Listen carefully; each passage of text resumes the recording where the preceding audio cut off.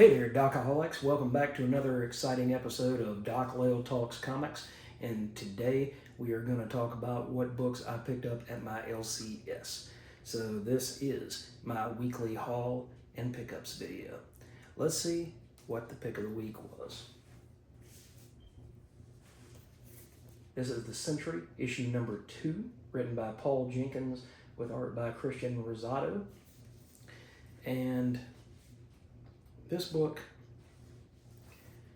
I mentioned it in my initial assessment of this title, but the artwork by Rosado really reminds me of John Paul Leon, and that makes me very, very happy.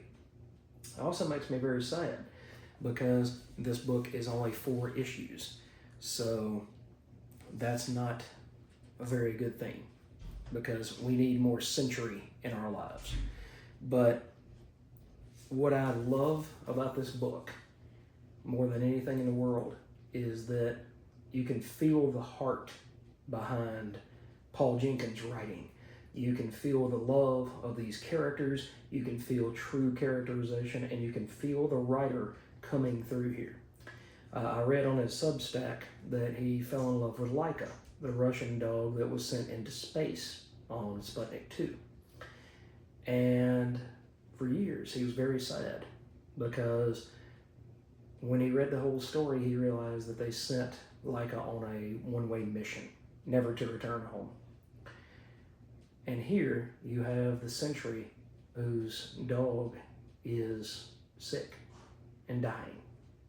And all he wants to do is save his dog. It's a very simple, very humanistic, very male-centric thing that we love our dogs. Not to say that there's not females out there that love their dogs, but they always say a dog is a man's best friend, and then a lot of women prefer cats, but I like cats, dogs, all kinds of animals except for snakes. Don't like snakes. But you get this story of the Sentry trying to figure out exactly who he is. Is he the Sentry or is he the Void? Is he the good or is he the bad? And the only thing that normally comes from a miniseries that is this short, 4 issues, is that you get this massive buildup of something extremely important, like a big idea, something bombastic, something explosive, and then they don't have enough issues to finish it. So, Paul, please don't let me down. This is an amazing book. It is more than the pick of the week. I love this book, and the heart and the soul and the storyline that you have poured into this is just, it's amazing. It's amazing what you get. You get to see the Sentry save the Hulk, who is one of his oldest friends, Bruce Banner, and you also get to see another part of what Paul Jenkins talked about in his Substack. And that is his friend Gib, who was a comic book entrepreneur and owned a comic shop.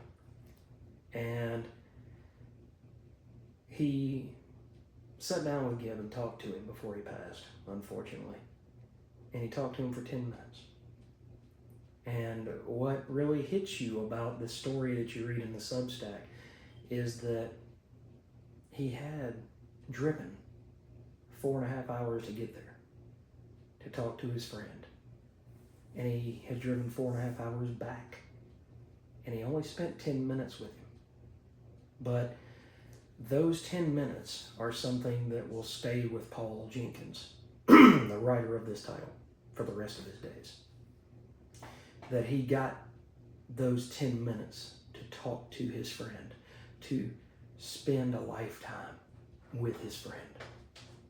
Have you ever been somewhere and you run up on somebody that you haven't seen in years and you reconnect, and the next thing you know, you've sat there and you've talked about your entire lives that you've known each other, but then you look at the clock and it's only been 15 minutes. It feels like you've covered everything, all the important things in life. This book gives you that type of closure that you need when you leave that person, when you walk away from that person and you say, you know what, I haven't seen them in years, but I still love them and they're still my best friend. Bravo, Paul Jenkins. Thank you so much for this mini-series. And if you're not reading this, go back and pick up the first issue, pick up the second issue, pick up the third issue, pick up the fourth issue, and write Marvel, email them over and over and over and tell them again that we want this team on an ongoing Sentry book. Thank you, Paul Jenkins and Christian Rosado. Next up, we have Amazing Spider-Man number 27, the final issue of the Death Spiral storyline. And this is written by Joe Kelly with artwork by the triple threat of, where is it? Ed McGuinness, Carlos Gomez, and Francesco Manna. And I was afraid that this would be a little cliche because I don't know if you've been reading Spider-Man as long as I've been reading Spider-Man, but we've already seen Spider Carnage. We've already seen that. Of course, it was with Ben Reilly and not with Peter Parker. But we've seen that the goodness and the uncompromising, morality of Peter just drives Carnage out. Carnage and Venom are two different animals. Venom, I don't know that Venom would not have stayed a hero had Peter not sent him off with the bells years ago.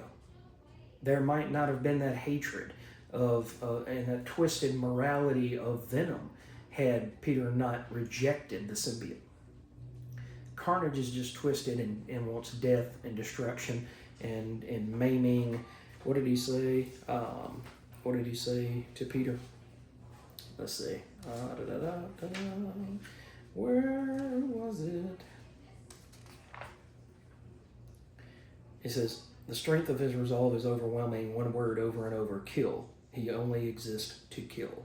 And Carnage says, in fairness, I also exist to maim, torture, murder, sunder, rip, tear, flay. And so he's one-dimensional. And not in a bad way, almost in a Hannibal Lecter sort of way. He knows what he wants, and he will achieve it at any cost or task necessary to do that. So you get to see Eddie Brock finally redeem himself a little bit and save Peter from the Carnage symbiote. But it just kind of wrapped up a little bit too neatly and too nicely. That was my only problem with it. And then you get the finale of Torment, and you don't know who he is at the end of this book. There's supposed to be a one-shot that comes out either next week or the week after that kind of ties everything up, and you finally find out who Torment was. But in the end, he keeps talking about the spirals, and Mary Jane and Venom are standing there, and she's like, stop talking. And he keeps talking about Spider-Man's aunt. You call him Peter, though. Do you love Peter? Both of you love Peter? And he says, so do I. When I'm healed, whenever I leave whatever cage you devise, I'll help Peter. I'll help him understand the quiet, and then I'll show him his heart and shove it down his throat. And I'm not going to show you what happens to Torment after he says that, but it was, I'm not going to say it was anticlimactic because it did have a finish to it, but it was not what I was expecting. So I'm going to give this about a 3.5 out of the 5 on the landing part of it. It's enjoyable. It was great to see this, and it was great to see a cohesive, not paint by numbers, but just a cohesive 1, 2, 3, continuing to march forward. It didn't stagnate. Not one issue of this particular mini-series within series did not stagnate. They all moved forward at a wonderful pace. This one just kind of tied it all up in a nice bow and sent it off to Grandma's house. So not bad issue by any means, but not the greatest issue either, and I'm waiting to see who Torment actually is. Okay, we have the penultimate issue of Florida Hippopotamus Cocaine Massacre from Mad Cave This is written by Fred Kennedy with art by James Edward Clark. And you get the continuation of Claude here, who's kind of like a Rambo type, saving these nuns who are less than honorable because they end up in bikinis by the end of this. And then you have Disco, or Discow, and he just wants to spread his love of this Colt 45. That's the joke of it. Coke 45. So instead of Colt 45, he's called his cocaine Coke 45. He just wants to spread his Coke 45 around to him and his 17,000 best friends and show them what mind-opening it is, and just spread all this around. He's insane. He's clearly insane, but he knows what he wants, and he's trying to get there. Somebody says, let's see here. Also, the boys found little mice and toads burrowed into the piles of cocaine. Who in their right mind is going to want to snort this stuff up their nose? And so Discow says, a little mold or rodent dropping never hurt anybody. I'm going to start a revolution with this stuff, and that revolution begins right now. And he says, stand back as I sample the sweet ambrosia of the purest, most potent cocaine science has ever produced. And then he just snorts a handful right there. And he's like, I see it. We're the unstoppable force that defies the envy of those without eyes to see. And so he's high in his own supply, just like Scarface was warned about in the movie Scarface. He was told, don't get high in your own supply. So don't get high on yourself, but then don't, start snorting nosefuls of cocaine. So this is crazy and wild and adventurous and stupid and silly, all in the right ways. I can't wait to see how this finishes out. But in the end, this was amazing. It was just fun. Like I said, it's one of those books that's just so stupid that you can't help but have a good time with it, because that's what needs to happen. When you read comic books, you can expand your mind, you can question your own thoughts, morality, insights, but at the end of the day, you want to have fun. And that's really what this book was all about. It was just a blast to read, and I can't wait for that last issue. All right, the next to last issue that we're going to talk about on this video is Green Lantern issue number 34, and this is written by Jeremy Adams with art by Igorara and Montos. I hope I pronounced that correctly, but it's I-G and then G-U-A-R-A, so Igorara and Montos. And you get to see Kyle Rayner as the Green Lantern instead of Hal Jordan. So now we're back on Earth. We have Odyssey, we have Kyle Rayner, and the villain that Kyle Rayner is fighting is named Gridlock, but he says it's really a series of symbols, but he must have got tired of explaining that to everybody. So he eventually gets hit by a bolt of lightning, energy coming out of Gridlock's eyes. And he says, if I go Ion, or White Lantern, if I go White Lantern, I'm going to lose my powers for longer than I'm comfortable with. I'm going to fall. These cameras are going to catch that I'm Kyle Rayner. So he says, I'll just have to hit him, and hit him hard. So he hits him with a golf club. Just smacks the heck out of him with that golf club. And then Gridlock is trying to kind of get his senses around, and then he hits him with a giant mallet. So part of the whole fun of Green Lantern is, the giant boxing glove, hitting them over the head with a giant pillow until they relent and they give in. Meanwhile, you have Hal Jordan, and Hal Jordan is trying to figure out where the Book of Oa is taking him, and he's now attacked by some Source Lanterns. And they're like, hey, look, wherever you think you're going, you need to go back. Just go back to Oa. Don't worry about what the Book of Oa told you, and so you shouldn't have come here. Meanwhile, Kyle Rayner doesn't have a whole lot of money. Odyssey is, trying to help him with that, and they run across this crazy producer type, And he's like, look, I need you for a movie. I'm going to pay you this much money. And he says this was going to be her money, but now it's yours. And he hands Odyssey a check. And she says, is that a lot of money? And Kyle says, yeah, it's a lot of money. And she hands the check back to the guy. And she says, add a zero. Add another zero to it. And he's like, fine. So meanwhile, one of the lanterns smacks Hal Jordan around. He says, you guys are looking worse for wear. If you stop moisturizing, the skin is a really important organ. And by the time one of the lanterns just smacks him. And he eventually makes his getaway.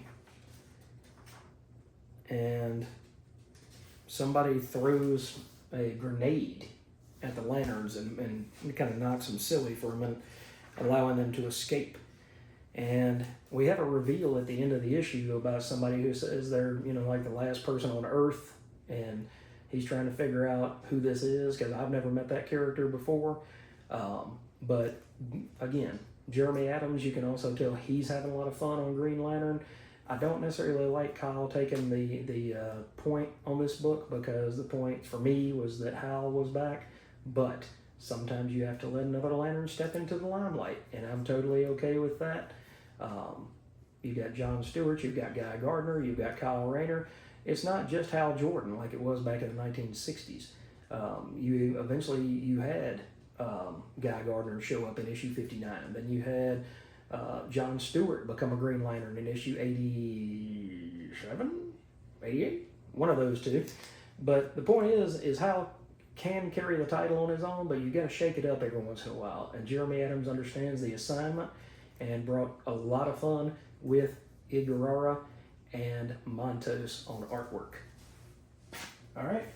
And then the last book here that we're going to talk about in depth tonight is Void Arrivals. And this is issue number 29. And this is Robert Kirkman. And the art was done by Andrea Bresson. And here you get to see Vector Theta and Zerta Trion. And Zerta Trion is trying to get Vector Theta to come along so that he can fight Goliath. And meanwhile, you get Proximus and Pythona going at it.